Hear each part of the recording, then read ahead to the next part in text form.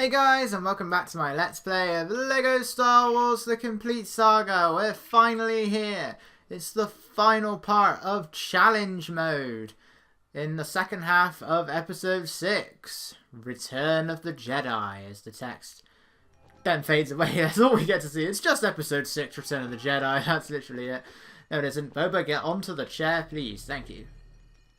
And then I jump right over it. Oh, we're off to a good start. Alright, so we're in the Battle of Endor first. And this one can be quite deceptive. By which I mean they really hide some of these canisters in... Well, this one right here, for instance. I missed this. When I did like the test playthrough, I was using the old profile that I had when I first played the game. And I completely missed that one, and I completely missed another one. Because they're on the straightforward path. It's just they hide them in ways that they're obscured, usually by the camera and stuff like that. So yeah, that one that's hidden behind the building, which I guess I should have checked considering they do hide studs behind those buildings. But I didn't. And then the last one is just outside the bunker. I got up here, but then I realised that there's not really a lot I can do while I'm up here. So let's get rid of the stormtroopers first, who luckily are completely ignoring Boba Fett. One thing I really like doing is destroying these things as the stormtroopers are going up, and you can just see them fall down. Like, whoa! No, hang on. Actually, it's got to. They don't do it in the game, but you got to have the Wilhelm scream. Surely, they do that a lot in Star Wars, right? It's that ah! It has to be like the weirdest scream ever. So I never used to like the Wilhelm scream because I thought it sounded so stupid, but I've actually come to like it now because it's so stupid. I know it probably is the way the guy actually did scream. I can't remember where it originated. It's an old film. I think it's like an old Western film. And that happens a lot. But yeah, and the Wilhelm scream, it's been used in several things, but I think Star Wars is what popularized it. I think. I'm not saying that as fact. But I think that's where it became popular because it was used quite a lot in Star Wars, and now it's mainstream. It's everywhere. What's just that? Ah! And it sounds so weird. Okay, next one's up here. Make sure you don't mistake them for those blue canisters. Actually, there's one that I do find surprisingly easy to miss. There was that one that was up in the trees. And it was just down at the front, right at the edge of the balcony. And again, I don't know if it's just because it looks like the blue urns or whatever they are, but I missed that a surprisingly large number of times. The Battle of Endor, I always say it's one of the longer levels, but really when you're doing it like this, it's actually quite short. I mean, in fairness, I don't have to activate all of the levers when you get to the shield generator, so there is that. You know, it isn't quite that long. It takes a bit longer if you do it that way, but when you're doing it in challenge mode, this level is actually really short. I mean, you're only given a 10-minute time limit as opposed to the usual 12, but this level... It's mainly the reason this level takes so long is because you have to do quite a lot of stuff. Compared to what we're doing here. Where you can actually skip quite a good chunk of it, especially when you're making use of your character's abilities. But, you know, when I'm playing in free play mode, I'm also trying to grab as many studs as possible so I could buy everything. Especially in 2. Not such a problem in the Complete Saga, but especially in 2. Even worse if you don't have a stud multiplier yet. See, I can just use Boba Fett to break this down. Granted, I always do that. So that's not a challenging thing. Right, here's the other one. That's the other one I missed. He's really obscured there. Very easy to miss that one. I think that's in range. Okay, yeah. Just barely, since you don't have the super thermal detonators in challenge mode. I keep thinking it isn't challenge mode. It's just because when I think challenge mode, I think Jurassic World Evolution, because I've been playing that so much at the time of this recording, and that's what I've been playing on is challenge mode. That's what I keep thinking it is, and I'm like, no, challenge mode isn't exclusive to one game. You know, challenge and mode are two mainstream English words. Maybe. The English language is pretty much just a combination of other languages. I'm sure it's... I wouldn't be surprised if both of those words come from somewhere else. Still have to come up here though, just to build the R2 thing. R2's panel. Yeah, there's really not much you have to do in the bunker, surprisingly. I mean, I know in the end the bunker isn't really that big. But it's surprising that there's really only one canister in here. If I recall correctly, I go to the wrong side first. It's on the other side. So it's not here. I do try and destroy these things just to see if they're in there. At least I think I do. Yes, I did. And that's when I realised, okay, other side. Pay no attention to the floating lightsaber or the bounty hunter. This is fine. Surprisingly, they're still not attacking Boba Fett. Usually that causes them to attack if you kill them. But they don't seem all that bothered by it.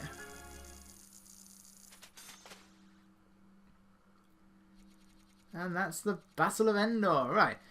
So the next two levels are both secondary attempts, and in the case of the first one, and you'll clearly see the edits, the first one is because I suffered from the same issue I had in challenge mode, where I couldn't complete the level. I mean, I could complete the level, I couldn't get all the canisters. We'll get more into that in a second, so... Badly edited in there is the transition to the second attempt at Jedi Destiny, and of course, it gives me Darth Sidious. I think it always gives you the boss that you're fighting. I think. Maybe? Possibly? I don't know. So the best thing to do is just take out Sidious first, because you do need to fight him.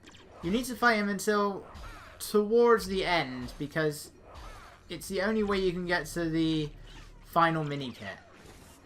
Because you need to use that lift thing, but the only way to use it is for him to jump up to the upper balcony, and then some debris will magically fall down, allowing you to get up there yourself. Because he can do that, we can't. He can jump up that high. And then you can either... You have two options. You can either do that, which is a lot more satisfying, or you can just take them out with your lightsabers. But these guys take like 5 hits to kill. It's like, they're pretty durable. Next one's just under the stairs. There we go.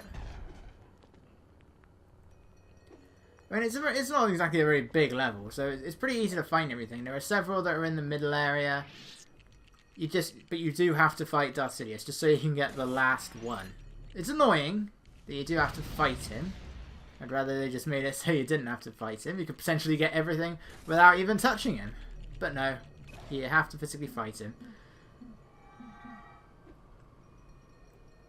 So grab the one up here. So this is what I'm going to do at first. So just fight Darth Sidious wherever I need to, and then do everything else in that area. So we'll... Actually, no, you don't need to go through that door in challenge mode. There's nothing under that door.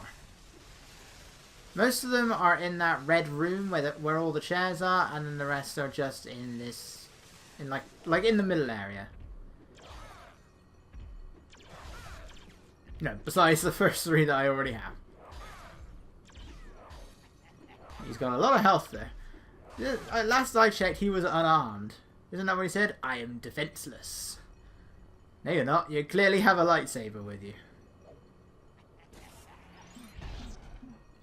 Which instantly makes it better than Return of the Jedi. Return of the Jedi, I get very tired of Darth Sidious in Return of the Jedi, because he doesn't do anything, but he just sits there and just endlessly says, I can feel your anger. Strike me down. I am defenseless, and complete your journey to the dark side. That's pretty much all he does. It's every single scene. Eventually it starts to get kind of tiring. It's like, yes, we get it, Sidious. We get it. That's what you want. And then he gets thrown over a balcony. Do I argue it again? You know, because we don't even know his name in Return of the Jedi. And he gets no backstory whatsoever. So yeah, this is as far as you need to actually physically fight Sidious. Just so that debris down there can fall down so you can make the lift work. It's very convenient that it does that. I still don't get it. They don't follow you up until you're coming out of the other vent. Like, why does it take them that long to follow you? Why do they even need to follow you for that one?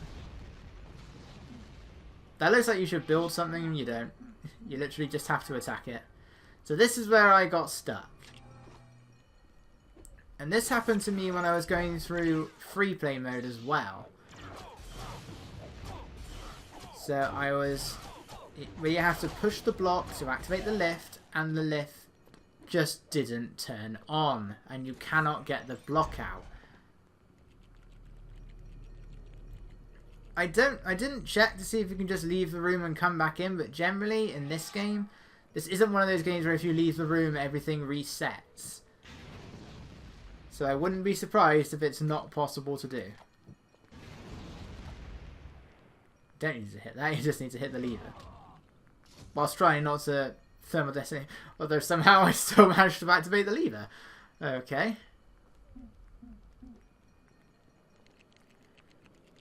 Yeah, I built it, I spun it round, I pushed it into the lift, and then nothing happened. Again.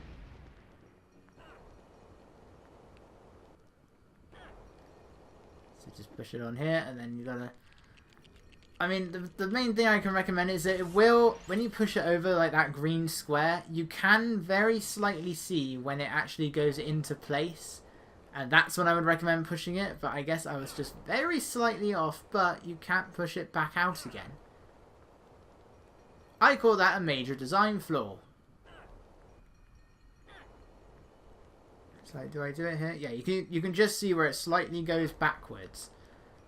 Boba Fett. How did he do that? So yeah, if otherwise, that doesn't turn green and this doesn't activate. And then you are stuck. I don't know what happened there, or indeed what happened there. I mean, I am a ghost, I guess. So maybe it makes sense.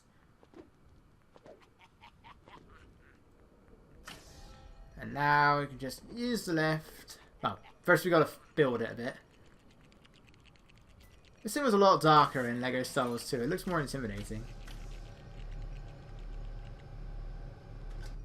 Very slowly making our way up. And down he goes. A face. A face that Sidious pulls when he gets back up. Like, that looked really weird. Okay, one level left. And once again, this one took me 2 tries. This one was completely my fault. So when I got into the Death Star, I got the first 2 in the outer space section during the battles with all the Star Destroyers. No Super Star Destroyer though. He's bizarrely missing.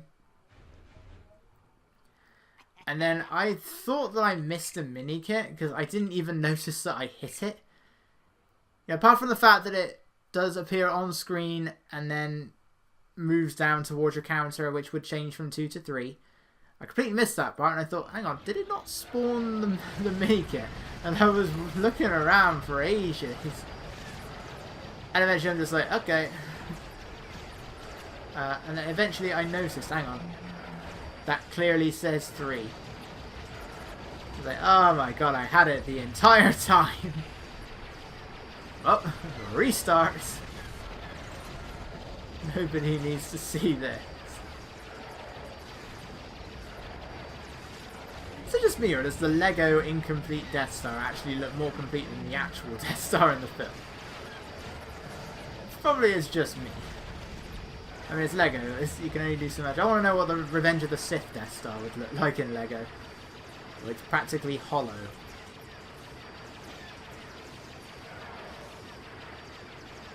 I take it the Death Star has a light speed, because otherwise I don't get how it's able to get everywhere so quickly. It's like we never see it come out of light speed. We see it appear in Rogue One, but we still never see it actually move at light speed. I want to see what the Death Star looks like when it's going really fast. Or when it goes into or out of light speed. What does that look like? Don't imagine that's going to look really weird, just seeing a large spherical object with a giant laser satellite dish on the side of it. Just what it looks like, coming out of light speed. There's another question. Why does this Death Star need a shield generator?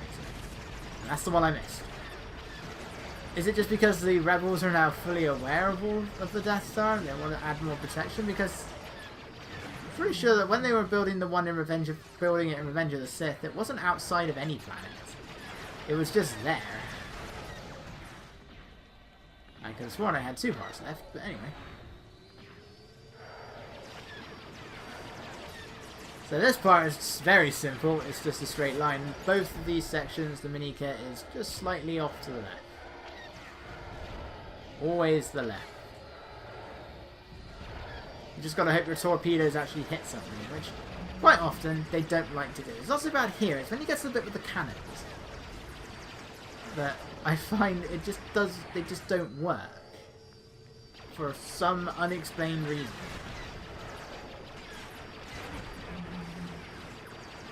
The only problem with this level really is that you have to... It's trying to avoid all of the TIE fighters when they're in such narrow spaces. So you're not given a lot of room to work with. They're quite difficult to avoid, especially when you also have turrets and everything. Always go for the Y-Wing, because you can have a lot of spare torpedoes.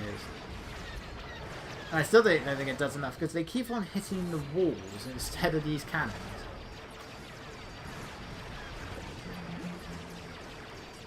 Again, just off to the left. I really hate this part, not only because it likes to hit the door instead of the cannon. It's also just the fact that I swear, these rockets, these missiles cannot be avoided no matter what. That time it went quite well, but it's like those rockets, you cannot avoid them. You will get hit by those rockets, no matter how far back you go. And even then, going back isn't going to help, because all you're going to do then is just, you're going to have to go forwards again. And then nothing happens. And then they're just going to fire the rockets at you again.